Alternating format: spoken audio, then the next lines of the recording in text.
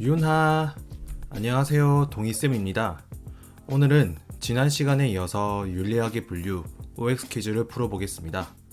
윤리학의 분류는 항상 모의고사나 수능에서 1번 문제로 출제가 되곤 합니다.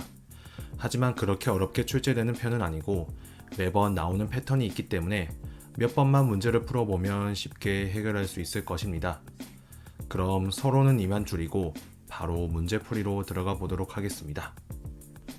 먼저 이론윤리학의 내용부터 살펴보겠습니다. 첫 번째, 도덕 판단의 근거가 되는 규범 체계의 필요성을 강조한다. 이론윤리학은 규범윤리학이기 때문에 동의할 수 있는 말이겠습니다. 두 번째, 도덕적 삶의 지침이 될 도덕 원리를 제시한다.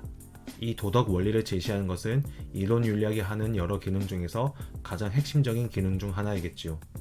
세 번째, 보편적 도덕 규범의 이론적 체계 구성의 중요성을 강조한다. 마찬가지로 이론윤리학은 도덕 규범의 이론적 체계 구성의 중요성을 강조할 것입니다. 네 번째, 인간의 가치 판단을 배제해서 객관성을 확보한다.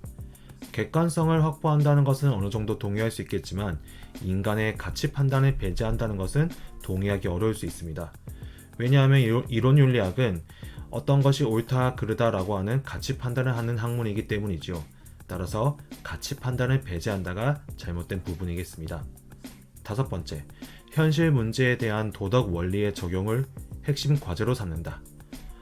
현실 문제에 대한 도덕 원리의 적용은 이론 윤리학보다는 실천 윤리학에 가까운 내용이라고 볼 수 있겠습니다. 따라서 밑에 있는 두 가지 문제가 틀렸다고 볼 수 있겠네요. 그럼 다음 문제로 넘어가겠습니다. 이론의 타당성을 검증하기 위해서 메타윤리학적 지식을 활용하기도 한다. 그렇습니다. 이론윤리학자들은 자신의 이론이 정확한지를 확인하기 위해서 메타윤리학이 발견해낸 여러가지 지식들을 언제든지 활용할 수 있습니다. 두 번째, 윤리 이론을 정립할 때 메타윤리학이 연구 결과를 활용할 수 있다. 방금 살펴본 선지랑 아주 유사한 내용이지요. 세 번째, 윤리학은 도덕적 규범들의 체계를 구축하고 정당화하고자 한다. 이것이 바로 이론윤리학이 할 수 있는 대표적인 기능이겠습니다. 네 번째, 윤리학은 보편적인 도덕 원칙을 정립해야 한다. 역시 이론윤리학이 동의할 수 있는 말이겠지요. 도덕 판단의 표준에 대한 체계적인 이론의 정립을 강조한다. 역시 이론윤리학이 동의할 수 있는 중요한 내용 중 하나입니다. 도덕적 담론에서 논리적 추론의 타당성 검증을 강조한다. 도덕적으로 담론을 나눌 때 그 논리적 추론이 타당한지 검증을 하는 것은 이론윤리학의 기능이라기보다는 메타윤리학이 할 수 있는 그런 기능이겠습니다. 두 번째, 올바른 행위 지침을 제공하는 규범적 탐구의 중요성을 강조한다. 맨 처음에 살펴본 대로 이론윤리학은 규범윤리학입니다. 따라서 규범적 탐구의 중요성을 강조할 것입니다. 세 번째, 도덕적 삶의 지침이 되는 보편적 원리를 제시한다. 보편 타당한 원리를 제시하는 것은 역시 이론윤리학이 동의할 수 있는 핵심 기능이라고 볼 수 있겠습니다. 마지막, 도덕 현상 간의 인과관계를 가치 중립적으로 설명한다. 이러한 인과관계의 가치 중립적인 설명은 이론윤리학이라고 말하기보단 기술윤리학이 동의할 수 있는 말이겠습니다. 다음으로 실천윤리학 문제를 풀어보겠습니다. 첫 번째, 새로운 쟁점에 대한 모색하다. 그렇습니다. 이것이 실천윤리학이 수행하는 대표적인 기능이겠습니다. 두 번째, 구체적인 도덕적 관행을 경험적 사실로 간주한다. 실천윤리학이 구체적인 도덕적 관행에 관심을 가지긴 하겠지만 이것을 단순하게 경험적 사실로 간주한다고는 볼 수 없습니다. 실천윤리학은 이론윤리학과 마찬가지로 당위의 학문으로서 어떤 것이 옳다 그르다라고 가치 판단을 하기 때문이죠. 이것은 실천윤리학이라고 보기보단 기술윤리학에 가까운 내용이라고 볼 수 있겠습니다. 세 번째, 도덕 규범의 현실적인 적용과 구체적인 대안의 실천을 강조한다. 그렇습니다. 실천윤리학이 동의할 수 있는 대표적인 말이겠지요. 네 번째, 도덕적 현상에 대한 가치 중립적 설명에 주력한다. 아까 설명했듯이 실천윤리학은 어떤 것이 옳다 그르다라고 가치 판단을 합니다. 따라서 가치 중립적인 설명에 주력하지 않습니다. 오히려 가치를 개입한다고 볼 수 있겠습니다. 다섯 번째, 어떻게 행동해야 하는가에 대한 규범적 원리를 정립한다. 규범적 원리를 활용하는 것, 그런 것이 아니고 규범적 원리를 정립하는 것은 이론윤리학에 가까운 내용이겠지요. 다음 문단 살펴보겠습니다. 도덕 문제 해결을 위한 도덕 원리의 중요성을 간과한다. 실천윤리학은 여러가지 도덕 문제를 해결하기 위해서 이론윤리학을 필요로 하고 있습니다. 따라서 도덕 원리의 중요성을 간과하지 않습니다. 두 번째, 윤리학의 목적은 도덕 현상의 인과관계를 기술하는 것이다. 인과관계를 기술하는 것은 실천윤리학이 아니고 기술윤리학이겠죠. 세 번째, 현실의 윤리 문제 해결을 위해서 이론윤리학을 필요로 한다. 그렇습니다. 실천윤리학이 동의할 수 있는 내용이겠습니다. 네 번째, 도덕 추론의 논리적 분석이 윤리학의 핵심 과제이다. 도덕적 추론을 논리적으로 분석하는 것은 실천윤리학이 아니고 메타윤리학이 강조할 수 있는 내용이겠습니다. 다섯 번째, 현실의 도덕 문제에 윤리 이론을 응용해야 함을 강조한다. 실천윤리학이 동의할 수 있겠습니다. 여기에서 실천윤리학은 응용윤리학이라고도 불릴 수 있게 되겠습니다. 다음 문단으로 넘어가겠습니다. 윤리학이 학문으로 성립할 수 있는지 연구해야 된다. 이것은 실천윤리학이 동의할 수 있는 말이 아니고 메타윤리학이 동의할 수 있는 말이 되겠습니다. 두 번째, 현실의 윤리 문제에 대한 실천적 해결 방안을 모색해야 된다. 그렇습니다. 실천윤리학이 동의할 수 있는 핵심 내용이겠습니다. 세 번째, 도덕 현상을 가치 중립적으로 기술하는 것이 필요하다. 이것은 실천윤리학이 아니고 기술윤리학이라고 보아야 할 것입니다. 네 번째, 도덕 문제를 해결하기 위해서 실천적 지침을 제공해야 된다. 이런 유사한 내용들이 계속 반복되어서 나오고 있습니다. 맞는 말입니다. 다섯 번째, 도덕적 담론의 논증 구조에 대한 논리적 분석을 강조한다.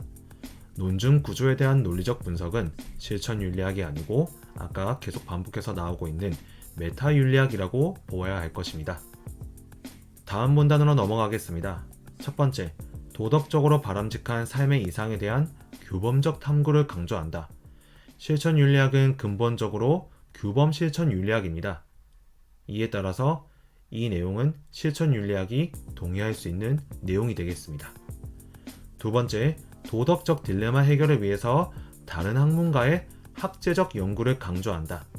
이것은 쌤이 저번 시간에 얘기했듯이 실천윤리학은 어떤 실제적인 도덕 윤리 문제를 해결하기 위해서 단순히 윤리학 지식만으로는 해결할 수 없게 되었다고 설명을 했었습니다. 그래서 여러가지 과학이나 아니면은 다른 학문 분야의 전문가들과 함께 학제적 연구를 진행한다고 설명을 했었습니다. 세 번째, 윤리학의 학문적 성립 가능성을 논리적으로 탐구해야 된다. 이것은 메타윤리학이 동의할 수 있는 내용이게 되겠습니다. 네 번째, 윤리학은 구체적인 윤리 문제에 대한 해결 방안을 모색해야 된다. 맞습니다. 실천윤리학이 동의할 수 있는 말이겠지요. 자, 다음으로 메타윤리학 문제를 풀어보겠습니다. 자, 첫 번째 문단의 첫 번째 문제 풀어보겠습니다. 도덕적 행위를 정당화하는 규범적 체계의 중요성을 강조한다. 이것은 규범윤리학인 이론윤리학과 실천윤리학이 동의할 수 있는 내용이겠습니다. 두 번째, 도덕적 추론에 대한 가치 중립적 분석의 중요성을 강조한다. 메타윤리학은 과학적 연구 방법을 윤리학에 동원해서 하는 방법이기 때문에 동의할 수 있는 내용이 되겠습니다. 세 번째, 도덕적 지식의 성립 가능성에 대한 탐구를 필요로 한다. 메타윤리학은 다양한 방법으로 윤리학을 검증하는 윤리학입니다. 역시 동의할 수 있는 내용이 되겠습니다. 네 번째, 도덕 명제에 대한 검증 가능성과 분석적 접근을 강조한다.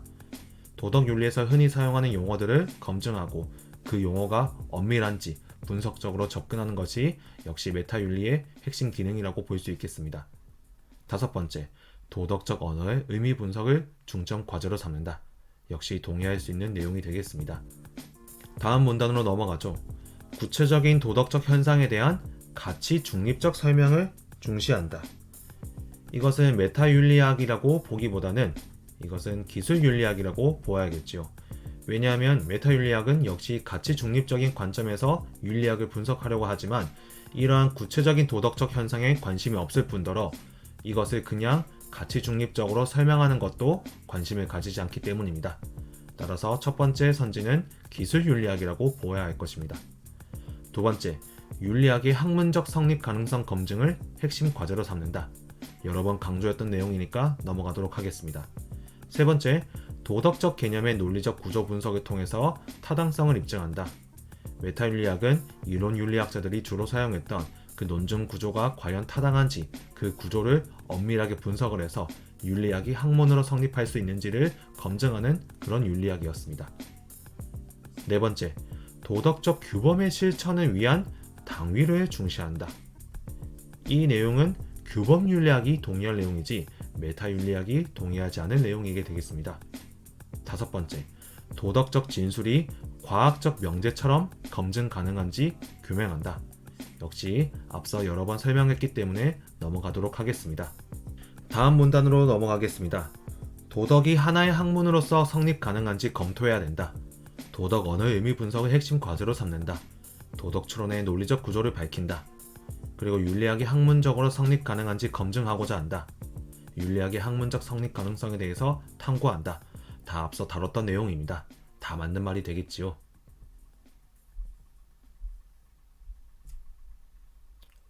다음 문단으로 넘어가겠습니다. 윤리학은 인간의 바람직한 삶의 방향을 제시해야 한다.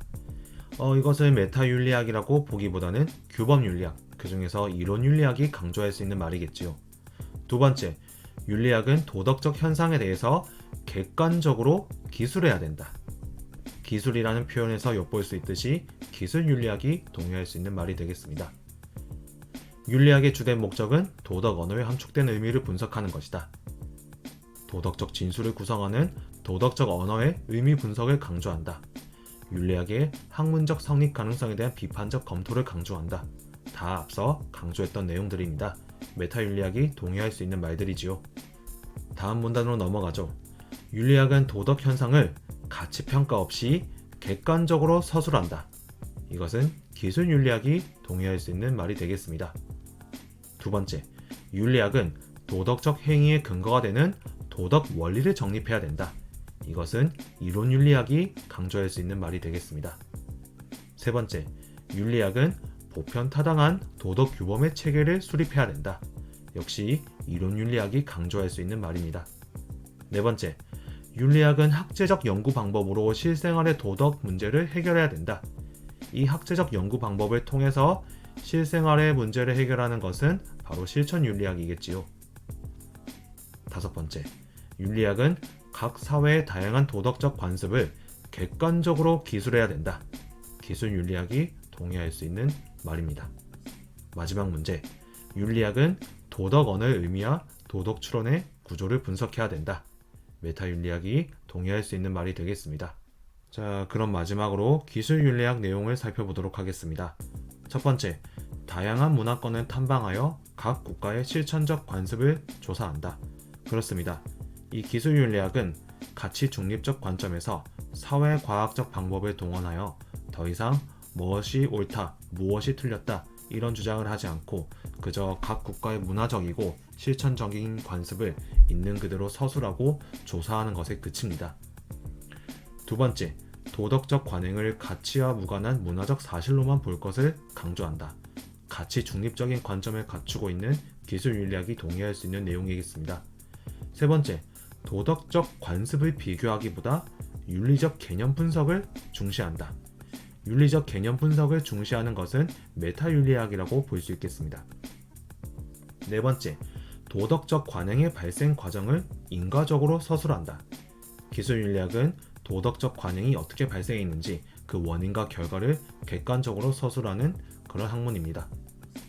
다섯 번째, 구체적인 삶의 도덕적 딜레마 해결을 중시한다. 도덕적 딜레마 해결은 실천윤리학이 동의할 수 있는 말이 되겠습니다.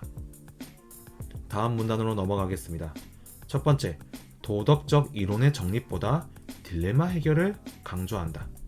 이것은 아까 전에 살펴봤듯이 실천윤리학이 동의할 수 있는 말이 되겠습니다. 두 번째, 도덕적 관습의 실태 조사를 핵심 과제로 삼는다. 역시 기술윤리학이 동의할 수 있는 말이 되겠습니다. 세 번째, 도덕적 현상을 주관적으로 관찰해서 기술한다. 기술윤리학은 사회과학적 방법을 동원하기 때문에 어떤 관찰과 기술 서술 과정에서 주관이 들어가면 안 됩니다. 따라서 주관적으로 관찰하는 게 아니고 객관적으로 관찰한다라고 수정을 해야 될 것입니다. 네 번째, 도덕적 관습을 실증적으로 연구한다. 다섯 번째, 도덕 현상에 대한 객관적인 서술과 인과관계의 설명을 강조한다. 둘 다 기술윤리학이 동의할 수 있는 내용이 되겠습니다. 자, 마지막 문단 살펴보겠습니다. 도덕 관행의 발생 과정을 객관적으로 설명해야 된다. 그렇습니다. 기술윤리학이 동의할 수 있는 내용이죠. 두 번째, 도덕 추론을 위해서 어떠한 사실적 지식도 필요하지 않다. 아닙니다. 기술윤리학은 도덕적 추론에 사용하는 이론윤리학에 위해서 여러가지 윤리적 사실을 탐구하고 기술합니다. 따라서 기술윤리학이야말로 사실적 지식을 가장 많이 필요로 하는 학문이라고 볼 수 있겠습니다. 세 번째, 도덕 규범이 형성된 인간관계에 대한 경험적인 탐구를 진행한다. 그렇죠. 원인과 결과에 대해서 이것이 어떻게 이루어졌는지 경험적인 탐구를 진행하는 것이 기술윤리학이라고 볼 수 있겠죠. 네 번째, 도덕적 문제의 발생에 대한 인과적 설명의 중요성을 강조한다. 원인과 결과를 설명하는 그것의 중요성을 강조한다. 역시 기술윤리학이 동의할 수 있는 문장이 되겠습니다. 여기까지가 첫 번째 주제인 윤리학의 분류였습니다. 다음 두 주제는 각각 동양윤리의 접근과 서양윤리의 접근으로 이론윤리학에 해당됩니다. 실천윤리학을 공부하기 위해서는 어느 정도 이론윤리학 지식이 있어야 하기에 앞단원으로 편성되어 있습니다. 하지만 너무 깊은 내용까지는 들어가지 않고 사상가들의 이론을 개괄적으로 파악하는 정도로만 학습하게 됩니다. 자세한 내용은 하반기에 다루게 될 윤리학 사상에서 배우도록 하겠습니다. 실천윤리학, 그러니까 생활과 윤리의 본 주제는 삶과 죽음의 윤리 단원부터 시작됩니다. 다음 시간은 동양윤리의 접근 중에서 유교와 관련된 내용을 함께 공부해 보겠습니다. 그럼 윤바!